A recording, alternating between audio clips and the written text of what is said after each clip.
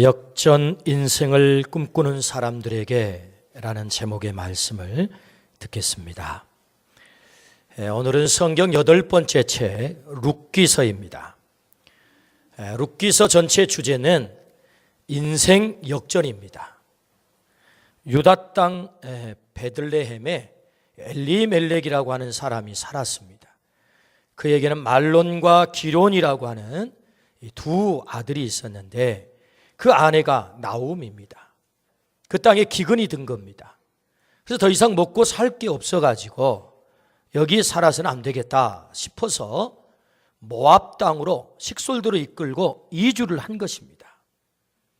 그래서 그 땅에 도착해서 그 땅의 사람들과 함께 섞여 살기 시작하는데 나름대로 동네 사람들과 잘 어울리다 보니 말론과 기론, 장가를 가게 됐는데 첫째 며느리 오르바, 둘째 며느리 룻이라고 하는 며느리까지 얻게 된 것입니다.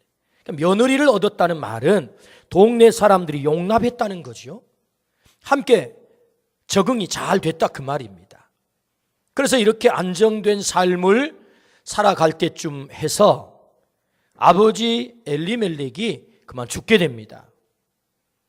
그것으로 끝나면 괜찮겠는데 설상가상으로 말론과 기론이라고 하는 두 아들도 젊은 아내들을 두고 그만 떠나고 말았어요. 그래서 아버지 죽고 두 아들 떠나는 이런 불행한 사태가 벌어지게 된 것입니다. 나오미 아들을 둘 앞세웠어요. 남편 잃은 것도 고통스러운데 아들마저 앞세운 것입니다. 학자들에 의하면 인간에게 가장 강력한 스트레스는 배우자를 떠나보내는 것이고 사랑하는 자식을 앞세울 때 인간에게는 가장 강력한 스트레스가 찾아온다는 거예요. 너무너무 고통스러운 것입니다. 성경에는 과부를 사회의 가장 최약자인 고아와 같이 취급을 했습니다. 그러니까 여기 세 과부, 늙은 과부, 젊은 과부 둘, 정말 기구한 운명 속에 그들이 떨어진 것입니다. 그래서 이 시어머니 나오미는 사람들에게 나를 이제는 나오미라 부르지 마라.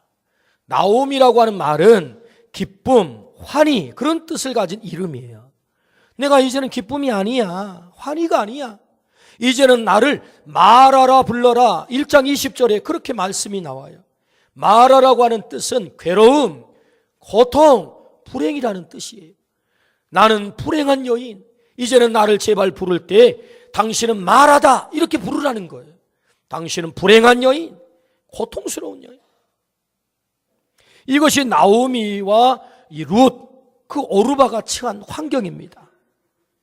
그런데 여러분 놀랍게도 이렇게 기구한 운명에 처해졌던 이 불행한 자리에 떨어졌던 이 나오미와 룻이 결과적으로는 전무후무한 이스라엘 역사의 왕 중의 왕이라고 하는 다윗 왕의 할머니가 됐다는 거예요.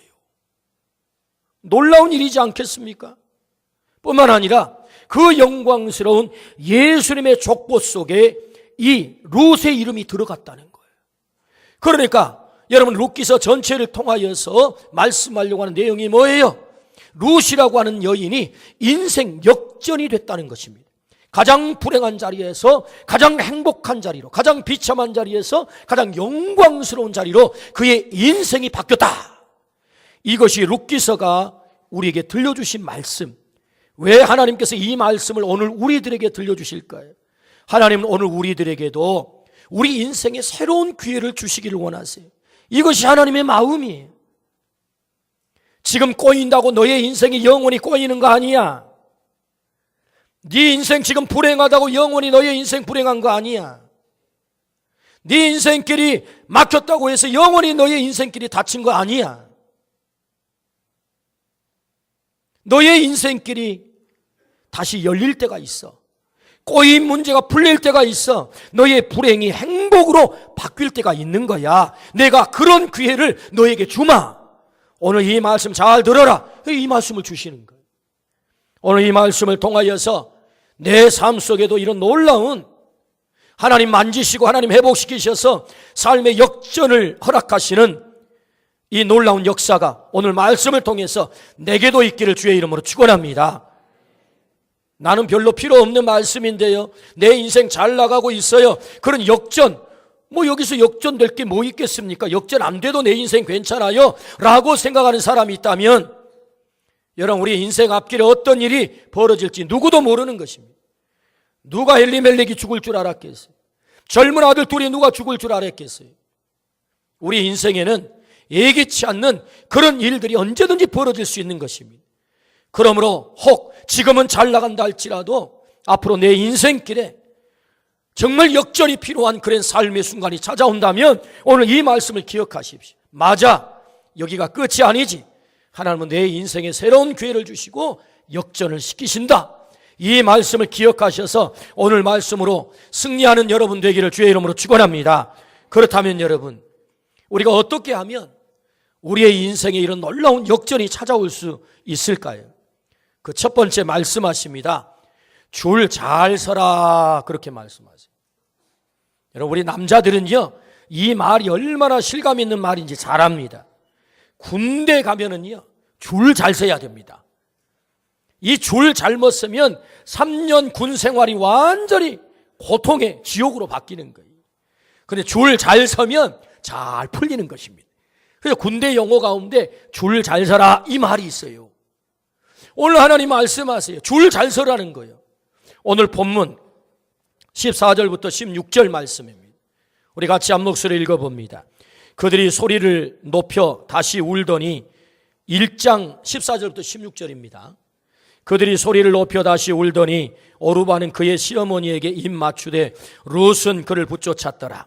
나오미가 또 이르되 보라, 내 동서는 그의 백성과 그의 신들에게로 돌아가나니 너도 그의 동서를 따라 돌아가라 하니, 룻이 이르되 내게 어머니를 떠나며 어머니를 따르지 말고 돌아가라 강권하지 마옵소서. 어머니께서 가시는 곳에 나도 가고 어머니께서 머무시는 곳에서 나도 머물겠나이다. 어머니의 백성이 나의 백성이 되고 어머니 하나님이 나의 하나님이 되시리니. 할렐루야.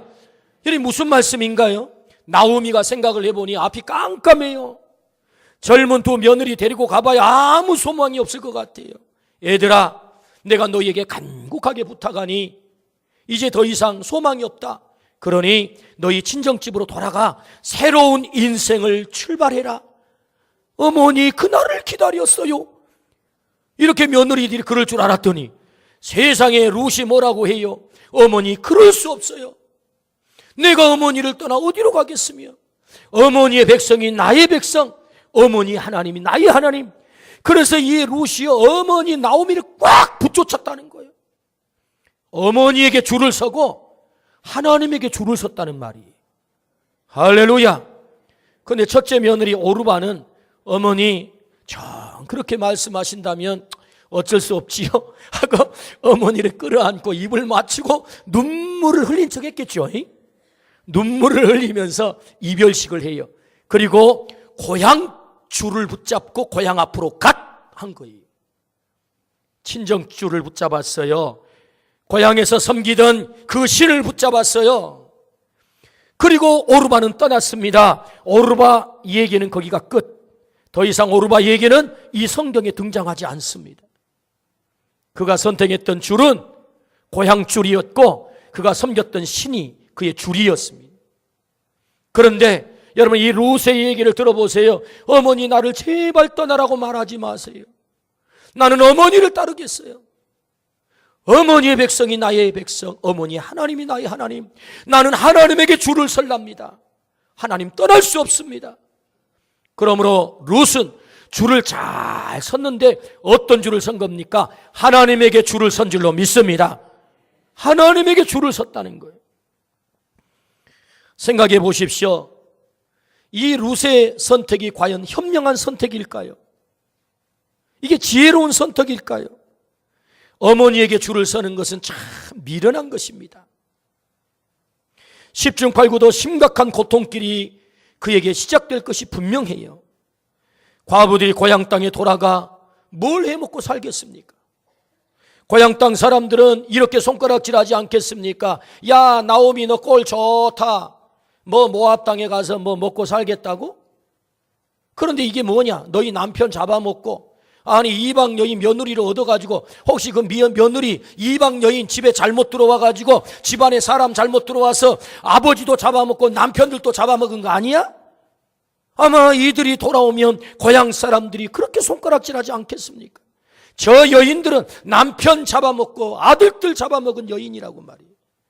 얼마나 손가락질했겠습니까? 참 꼴 좋다. 룻에게는 베들레헴이 낯선 동네입니다. 아는 사람 없습니다. 외로운 곳입니다. 그런데 이 룻은요, 이 모든 불리한 조건들을 다 뒤로 하고 그는 하나님을 붙잡았다는 거예요. 사람들에게 손가락질 받아도, 나를 환영해 주는 사람 없어도, 아는 사람 없어도, 외롭게 살아갈 수밖에 없어도 나는 하나님을 붙잡으리라. 어머니 줄, 하나님 줄, 나 이 줄 붙잡으리라. 그가 하나님을 붙잡은 거예요. 때문에 여러분, 룻은 하나님을 붙잡았더니 우리가 룻의 결론을 알잖아요. 그 전무후무한 다윗의 할머니가 됐다는 거예요. 인생의 역전이 찾아왔다. 비결이 뭐예요? 하나님 줄 잡으면 지금은 불리해 보이고, 지금은 고통스러워 보이고, 지금 외로워 보이고, 사람들이 손가락질한다 할지라도 내가 하나님 붙잡았을 때 인생의 역전이 찾아올 줄로 믿습니다. 그거 말씀하는 거예요. 그러므로 하나님의 메시지가 뭐예요? 너희의 삶에 어떤 불리한 조건이 있어도 너는 하나님께 줄 서라, 이 얘기예요. 하나님께 줄 서라. 하나님 편에 줄 서는 것은 말은 쉽습니다. 그러나 현실 속에서는 대단히 어려운 것입니다. 왜냐하면 썩은 동아줄이 있기 때문이에요. 근데 이 썩은 동아줄이 우리의 삶의 현장 속에서 잘 구분이 되어가지고, 이건 썩은 동아줄, 이건 튼튼한 내 생명을 보장하고 우리 가정을 보장해주고 내 삶을 영원토록 지켜줄 동아줄, 이게 구분이 되면 참 좋겠는데 이게 잘 구분이 안 된다는 거예요. 여러분, 우리나라 유명한 민담 설화가 하나 있는데요, 이 수숫강이, 여러분 시골에서 사시는 분들은 아시겠어요? 이 수숫대가요, 이게 열매가 익어가지고 고개가 숙일 때쯤 해가지고 빨갛게 물이 듭니다. 그 왜 수숫강이 여러분 빨갛게 물이 든 줄 아십니까? 어느 집에 3남매를 둔 어머니가 살았는데 그 엄마가 벌어서 자식들을 먹이지 않으면 살 수 없는 형편이에요. 그래서 이 일을 나가면서 이 3남매 어누이에게 제발 너희들은 함부로 문을 열어주면 안 돼. 아주 너무 위험해. 그러니까 엄마 목소리 확인 꼭 하고, 그리고 엄마 손을 꼭 확인하고 문을 열어줘라 하고는 집에다가 놔두고 일을 가가지고 일을 열심히 하고 해가 뉘엿뉘엿질 때쯤 해가지고 주인 아저씨가 마음이 좋았는지 떡을 이렇게 줘가지고 떡을 이고 이제 집으로 돌아오는 것입니다. 집에 가면 내 새끼들이 떡을 먹어 얼마나 좋을까. 그 산을 하나 넘는데 그때 아주 그 못된 호랑이란 놈이 나타나가지고 떡 하나 주면 안 잡아먹지 그러는 거예요.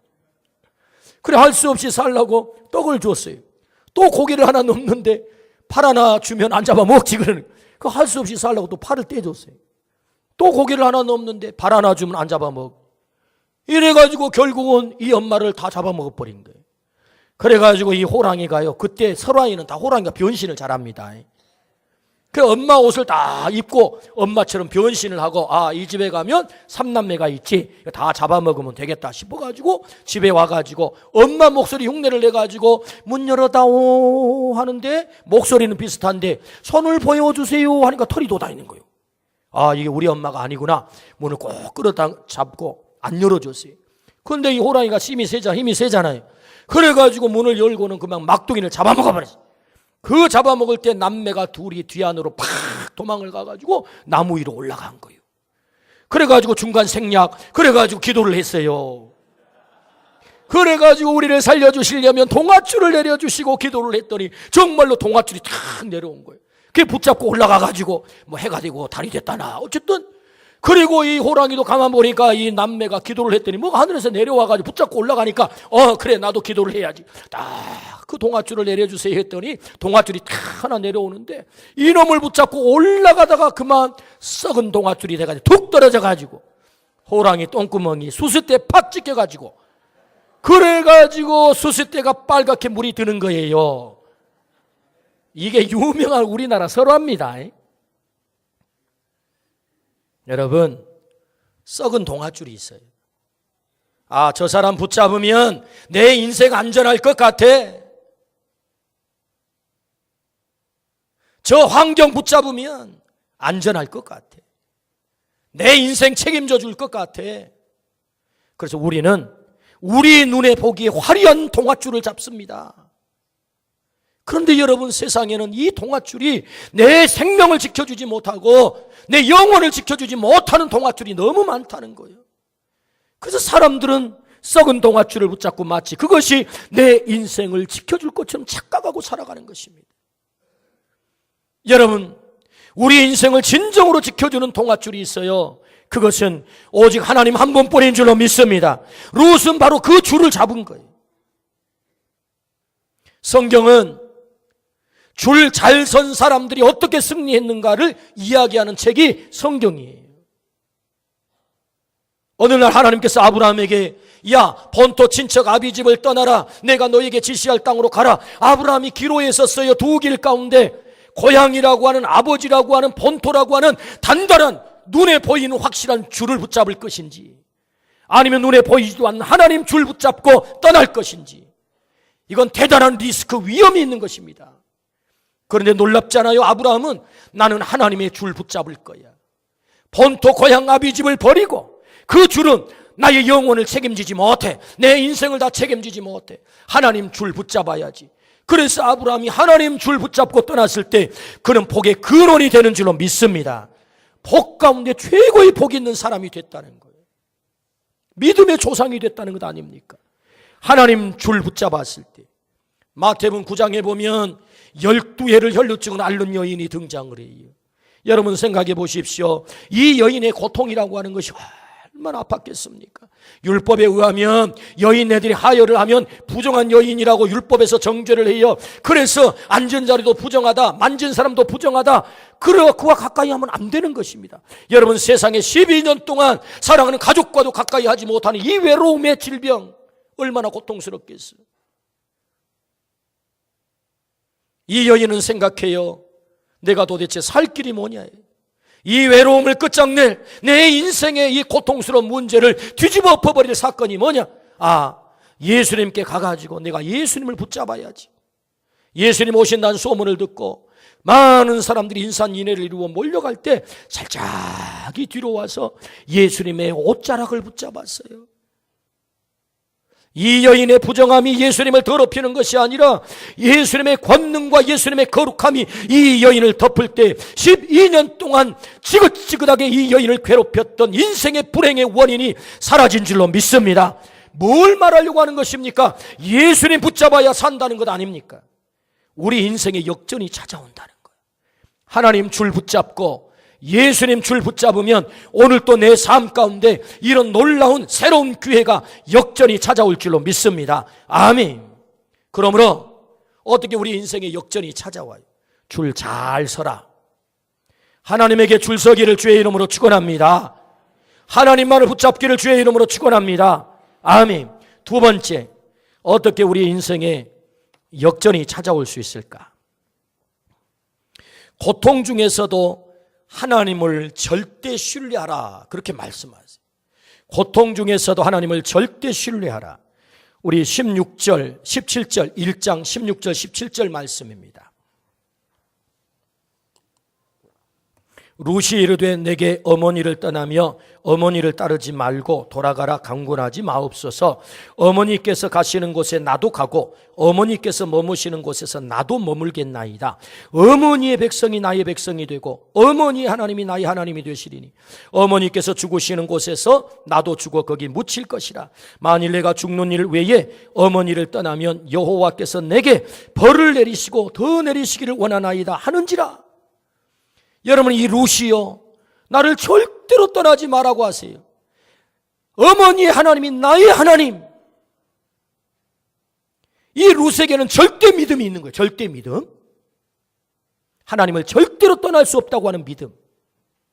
저는 이 말씀을 준비하면서 일주일 내내 질문했어요.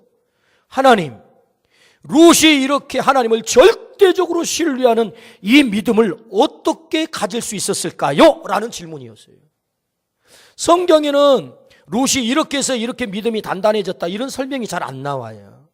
때문에 하나님께 묻고 기도하고 또 기도했어요. 하나님, 어떻게 해서 룻이 이런 놀라운 믿음을 가질 수 있었을까요? 여러분, 룻은요, 이런 믿음을 갖기가 대단히 어려운 환경 속의 여인입니다. 왜냐하면 여러분, 이 룻은요, 모함 여인이에요. 하나님 모르는 족속이라고요. 그래서 태어나가지고 시집 올 때까지만 해도 다른 신을 섬기던 여인입니다. 시집 와서 비로소 하나님을 알게 된 거예요. 아, 하나님이 계시구나. 그런데 하나님 믿는 사람한테 시집 가면 복 받고 잘 산다 그러네.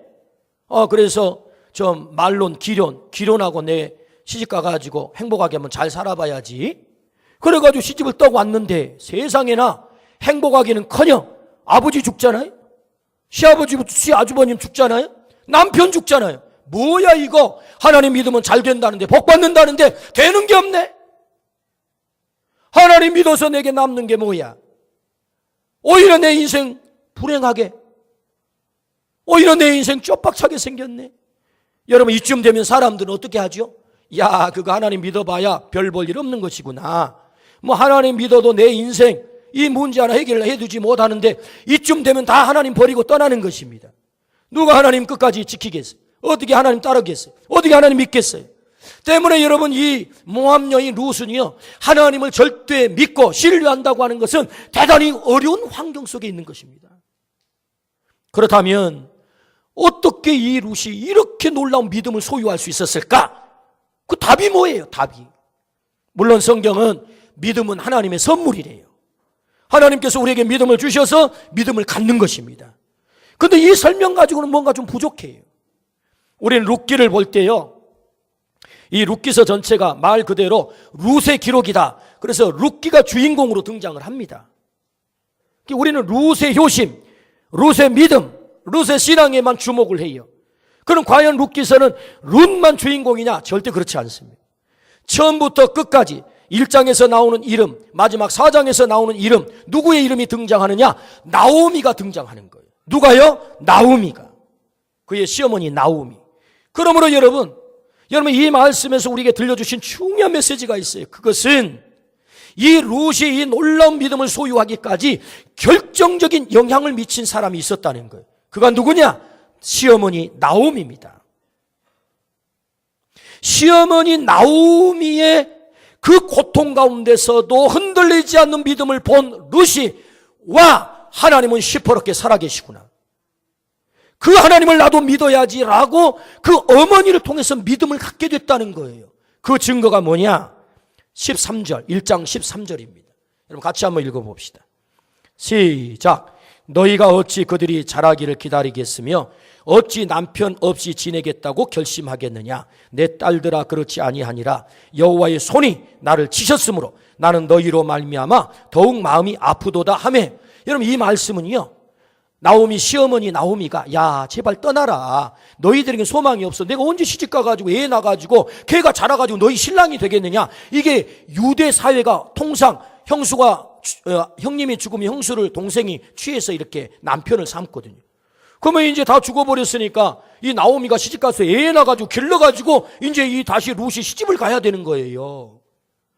여러분, 이 세월이 얼마나 기다려지겠습니까? 룻이 다 늙어 죽어버리지. 그러니까 소망이 없는 거예요. 그러니까 떠나라 이러면서 하는 얘기가, 이 나오미의 고백을 보세요. 내 딸들아, 그렇지 아니하니라.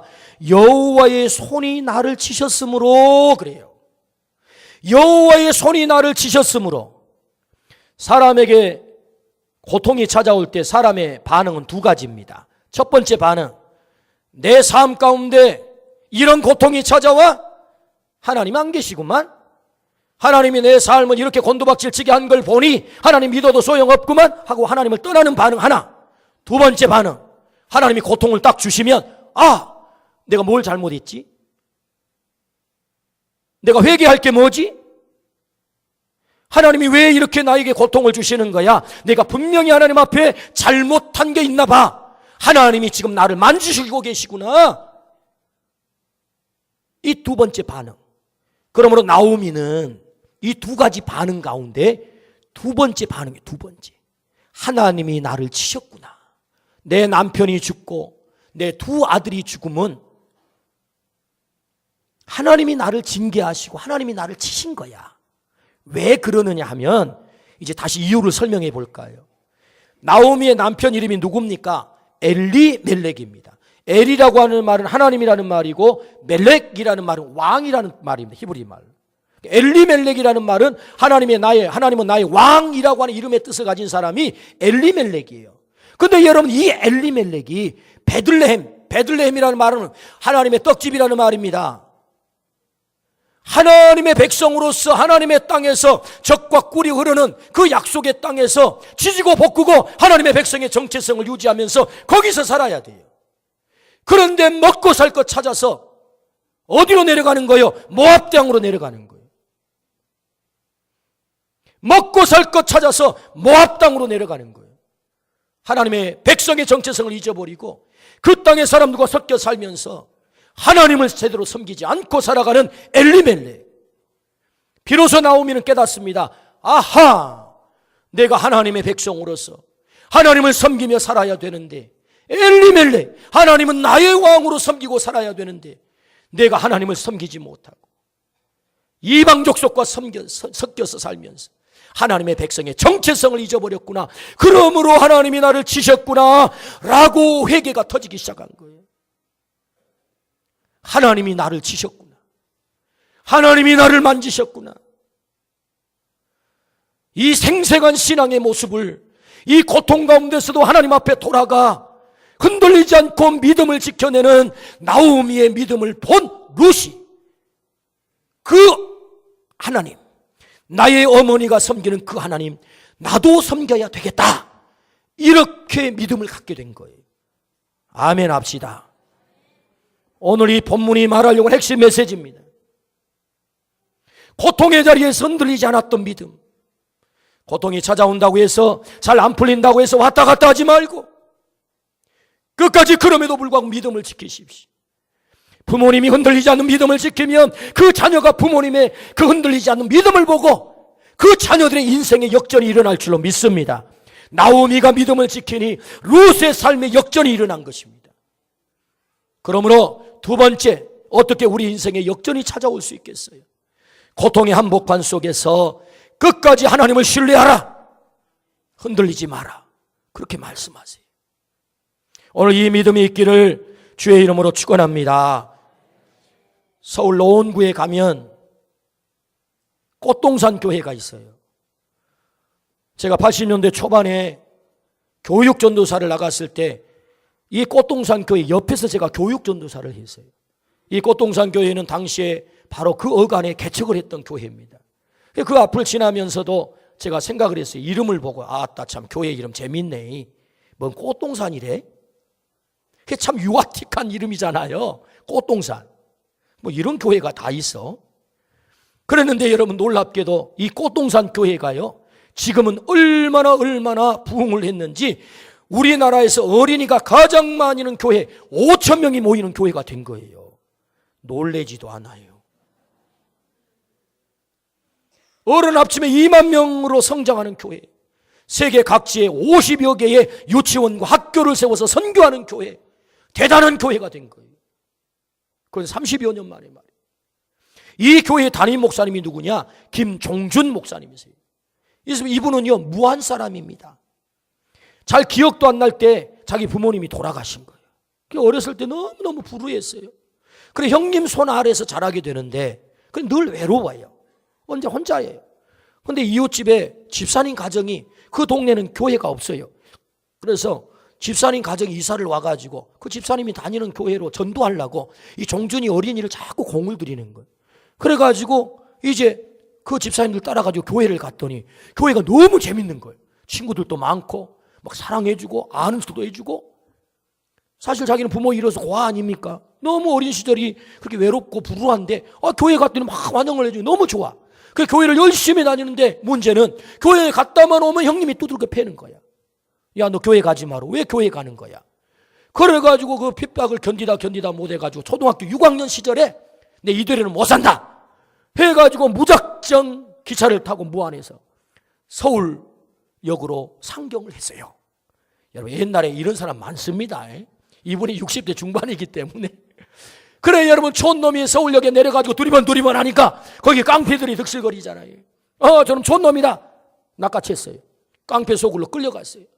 거기에서 6개월 동안이나 구두 닦기 하며 앵벌이 하면서 얻어 터져가면서 또 어려운 시절을 보내요. 그래가지고 어떻게 마음씨 좋은 목공수하는 아저씨를 어떻게 사다가 만났는데 그 아저씨에게 부탁을 해가지고 나를 제발 이 깡포수역으로 꺼내달라 해가지고 그래 거기서 탈출을 한 거 6개월 만에. 그래가지고 이 목공소에서 이제 일을 하면서 그 보니까 거기 또 형아들이 많아요. 그래가지고 조그만 놈이라고 두들겨 패고 전라도에서 왔다고 두들겨 패고 깽깽이라고 두들겨 패고 그래가 또 얻어맞으면서 이게 살게 되는 거예요. 근데 그렇게 살아가는데 귀에 자꾸 맴맴도는 소리가 있는데 어린 시절에 자기 엄마가 잘 기억도 안 나는데 어린 시절에 어머니가 해줬던 말 가운데 사람은 공부해야 산다. 이 엄마가 들려줬던 얘기가 자꾸 귀에 맴맴돌아요. 사람은 뭐 해야 산다고요? 공부해야 산다. 오늘 장학생들 여기 잘 왔어요. 공부해야 살아요. 공부해야. 아멘. 그래가지고 어떻게 그럼 공부를 할 수 있겠냐. 공부할 형편이 안 되잖아요.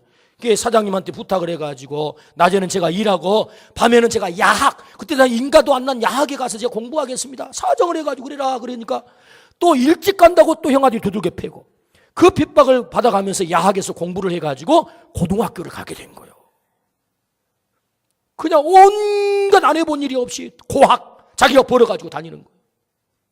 그래가지고 이분이 신학대학을 갔어요. 중간 생략이고 그리고 목사가 됐어요. 그래가지고 이분이요 CBS 방송국에 출연을 해가지고 새롭게 와서 간증을 하면서 하는 얘기예요. 저는 제가 신학대학을 가고 목사가 될 때까지 제가 그 많은 유혹과 그 많은 힘든 험한 세월, 불우한 세월을 보내면서 잊지 않는 게 한 가지 있었습니다. 그것은 제가 하나님을 잊어버리지 않았습니다. 그 믿음을 잊어버리지 않았습니다. 내가 그 믿음이 없었다면 나는 지금 깡패 두목이 되었을 겁니다. 그 믿음을 잃지 않았다는 거예요. 그 고통 가운데서도. 그래서 하나님께서 내 인생을 역전시켜 주셔서 오늘 제가 꽃동산교회 5,000명, 어린아이만 5,000명이 출석하는 이런 교회를 어린 생명을 살리는 그런 비전을 갖게 했습니다. 제가 목사가 될 때 결심했습니다. 내가 어린 시절에 그 집사님이 전도해줘가지고 그 불우했던 나를 전도해서 예수 만나게 함으로 내 인생이 이렇게 바뀌었다고 한다면 내가 그 어린이들을 위해서 살겠습니다. 교회 이름도 꽃동산교회. 어린이들만 위해서 살겠다. 이렇게 비전을 세우고 살았더니 하나님이 나를 오늘 이렇게 만들어 주셨습니다. 할렐루야. 그의 인생에 역전이 찾아왔다는 거예요. 하나님 붙잡았어요. 믿음 잃지 않았어요. 고통 속에서도 하나님을 신뢰했어요. 그랬더니 그의 인생이 역전이 찾아왔다. 그러므로 어떻게 우리 인생에 역전이 올 수 있겠습니까? 말씀합니다. 고통 가운데서도 끝까지 하나님을 신뢰하라. 할렐루야. 아멘. 마지막 세 번째, 우리가 어떻게 우리 인생에 역전을 가져올 수 있겠습니까? 처한 환경 속에서 최선을 다하라라고 말씀하세요. 오늘 본문 2장 6절부터 7절입니다. 2절부터 6절부터 7절 시작.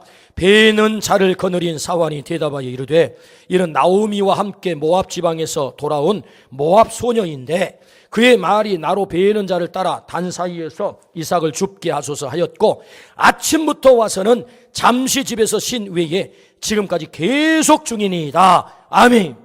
여러분, 룻은 최선을 다하는 삶을 살았어요. 하나님의 줄을 붙잡았습니다. 믿음을 잃지 않았습니다. 거기가 끝이 아니에요. 하나님 알아서 다 해주는 것이 아니라 하나님을 믿었을 때 그의 인생에 최선을 다했는데 어떻게 최선을 다해요? 이삭을 줍는 일에 최선을 다하는 거예요. 아침부터 저녁까지. 무슨 대단한 일을 했다는 게 아니잖아요. 이삭은 누가 줬습니까? 가난한 사람들이 율법에 가난한 사람도 먹고 살아야 되니까 추수할 때 한 귀퉁이는 남겨라. 이삭 떨어지면 가져가지 마라. 가난한 사람이 주워다 먹는다. 여러분 나가서 이삭 주우면 얼마나 죽겠어요. 또 사람들이 얼마나 손가락질 하겠어. 저 모압 저 여인 저거 남편 잡아먹은 여인 사람들이 얼마나 손가락질 하겠어요. 그러면 대인 기피증이 걸려가지고 사람들 앞에 나가기도 싫을 거예요. 그 이삭 주워가지고 얼마나 된다고? 그러면 오히려 막 숨어 들어갈 거예요. 그런데 이 룻은 그렇게 하지 않았어요. 환경은 대단히 불우하고 불리하고 사람들은 손가락질하지만 아니야, 살아야지. 그리고 이삭을 주우러 나간 거예요. 그리고 이삭을 줍는데 얼마나 최선을 다하는지 아침부터 저녁까지. 아니 여기 저 일하는 사람 다 알아요. 이 여인은요 아침부터 저녁까지 저러고 있습니다. 이거 알아버려 다. 그뿐만 아니죠. 룻기서 2장 11절부터 12절 11절부터 12절 같이 한번 읽어봅니다. 시작. 보아스가 그에게 대답하여 이르되 내 남편이 죽은 후로 내가 시어머니에게 행한 모든 것과 내 부모와 고국에 떠나 전에 알지 못하던 백성에게로 온 일이 내게 분명히 알려졌느니라. 여호와께서 내가 행한 일에 보답하시기를 원하며 이스라엘의 하나님 여호와께서 그의 날개 아래 보호를 받으러 온 내게 온전한 상 주시기를 원하노라 하는지라. 여러분 보아스가요 이 여인의 모든 행한 것을 다 안다는 거예요. 뭘 알아요? 알려줬기 때문에. 얼마나 어머니에게 잘하는지, 얼마나 삶의 태도가 진중하고 최선을 다하는지 이미 알려줬다는 거예요. 그래서 이 보아스가요 이 룻을 향해서 이렇게 말해요. 여호와께서 네가 행한 일에 보답하시기를 원하며. 사람도 룻을 축복해요. 야, 너 같은 여인에게 하나님이 복 안 주면 누가 주겠냐? 너 같은 여인에게 하나님이 상 안 주면 누가 주겠냐? 여러분 룻이 무슨 대단한 일을 한 거 아니에요. 이삭 주었다니까요. 사람들은 말합니다. 나한테 이런 하찮은 일을 맡겨가지고 하라고요? 내가 어떤 인간인데? 그래서 사람들은 그런 일은 던져버립니다. 최선을 다하지 않습니다.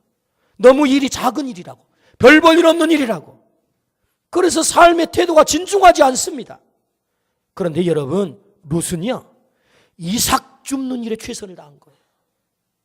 그것이 비록 아주 작은 일이지만, 아주 미천한 일이지만 오늘 우리 사회 속에 적용을 해보면 사람들이 하기 싫어하는 참으로 삼디와 같은 그런 일이지만 그 일을 하는데도 최선을 다하는 거예요. 사람들의 마음이 감동이 되는 거예요. 와, 하나님이 너 같은 여인에게 축복하지 않으면 누가 축복해 주겠냐? 상을 내리지 않으면 누가 상을 받겠냐? 보아스가 그를 축복을 해요. 그는 최선을 다한 겁니다. 하나님을 붙잡았어요. 그리고 고통 가운데서도 하나님을 신뢰했습니다. 거기가 끝이 아닙니다. 삶의 태도가 얼마나 최선을 다하는지. 오늘 우리에게도 이 최선을 다하는 삶이 있기를 주의 이름으로 축원합니다. 아멘. 그때 우리 인생에 역전이 일어난다. 이삭 주어서 역전이 일어난 것 아니에요. 하나님이 보아스를 준비시켜서 그의 삶을 역전시킨 줄로 믿습니다. 하나님이 사람을 보내주셔서 만나게 하시고 상황을 열어서 만나게 해주시는 겁니다. 중요한 것은 우리가 우리의 삶의 태도에 있어서 하나님께 합격하는 거예요. 야, 너 그만하면 상 받을 만해.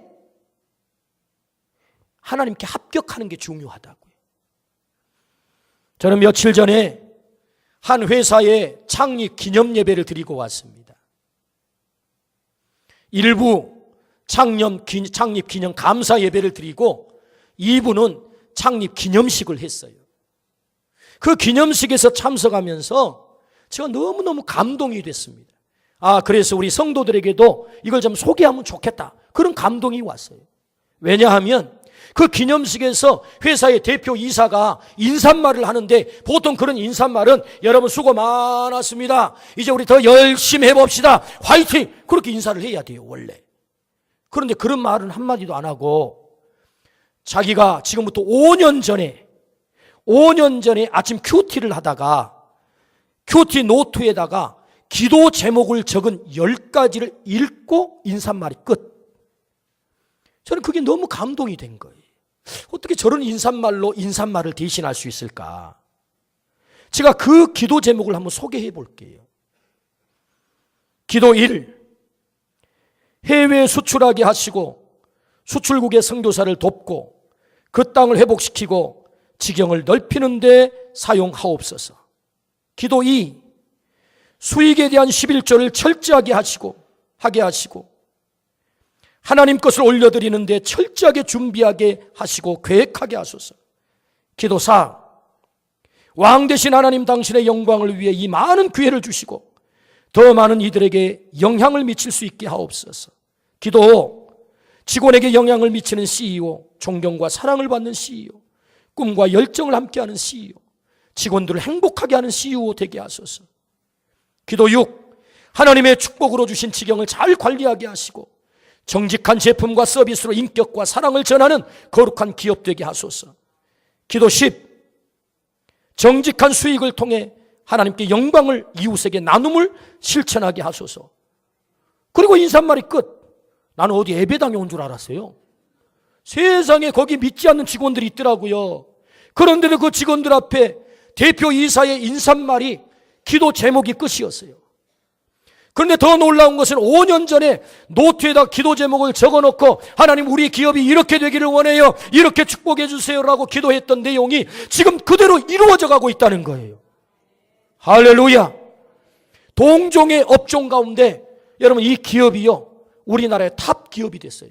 불과 8년 만에 2008년 국제적 금융위기가 찾아와가지고 안 된다 못한다 그럴 때 회사가 세워진 거예요. 그런데 하나님께서는 이 기업을 만지시기 시작한 거예요. 그 비전이 뭐예요? 하나님께 영광을 돌리고 선교하는 기업 되게 하시고 그래서 나누는 기업, 그런 기업이 되게 해주십시오. 회사의 수익의 11조를 철저하게 드릴 수 있는 그런 기업, 이게 놀랍지 않습니까? 그런데 하나님께서는 이 기업을 그렇게 성장시키셨는데 그냥 그렇게 처음부터 잘 나간 거 아니에요. 그 회사에 소개를 하면서 그래프를 보여주는데요. 그래프가 이렇게 됐더라고. 이렇게. 그래프 성장, 회사의 성장이 이렇게 해가지고 이렇게 해서 이렇게. 이렇게 내려온 부분을 보니까 영어로 써놨는데 영어입니다. 데스밸리더라고. 데스밸리. 죽음의 계곡이에요. 죽음의 계곡. 이 회사가 처음부터 탄탄하게 잘 나갔다는 얘기가 아니에요. 죽음의 계곡을 넘은 거예요. 회사가 존폐의 기로에 서서 되느냐 마느냐. 세상에 한 달 동안 집을 들어가지 못하고 밤새워 일을 하면서 최선을 다하는 거예요. 하나님을 믿었기 때문에 회사가 그냥 잘 나갔다는 얘기가 아니고 죽음의 계곡을 넘어 한 달 동안 집을 들어가지 않으면서 밤을 새워서 일을 하면서 최선을 다했을 때 하나님께서 지금 여기까지, 그래서 이 업계의 탑 클래스의 기업이 되게 했다. 할렐루야. 남의 집 얘기지만 아멘 합시다. 이게 역전이라는 겁니다. 역전. 그러므로 하나님은 우리의 삶에 역전이 있다고 말씀하세요. 역전. 어떻게 해요? 줄 잘 서라. 하나님께 줄 서라. 두 번째, 어떤 고통이 찾아와도 데스밸리를 건너도 죽음의 계곡을 가도 믿음 흔들리지 말고 끝까지 하나님을 신뢰하라. 그리고 최선을 다하라. 아무리 작은 일이지만 이삭을 줍는 일이라 할지라도 최선을 다하라. 그러면 하나님께서 너의 인생을 멋지게 역전시키실 거야. 아멘. 기도하십시다. 하나님 아버지 감사합니다. 오늘 참으로 귀한 말씀 들려주셨습니다. 오늘 이 말씀대로 순종하게 하여 주옵소서. 순종하게 하여 주옵소서. 하나님 어떤 경우에도 하나님께 줄을 서게 하여 주옵소서. 하나님 말이 우리 인생을 가장 안전하게, 가장 확실하게 영원을 책임지는 분명한 줄인 줄로 믿습니다. 이 줄을 붙잡게 하여 주옵소서. 어떤 고통이 찾아와도 끝까지 하나님을 신뢰하게 하시고 우리의 처한 환경이 아무리 힘들어도 최선을 다하게 하여 주옵소서.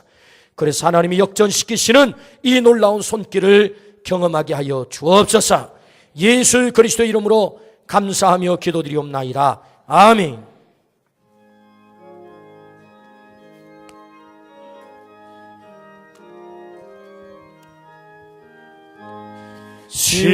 십자가를 내가 지고 주를 따라 갑니다. 이제부터 예수로만 나의 법에 삼겠네. 세상에서 부귀 영화 모두 잃어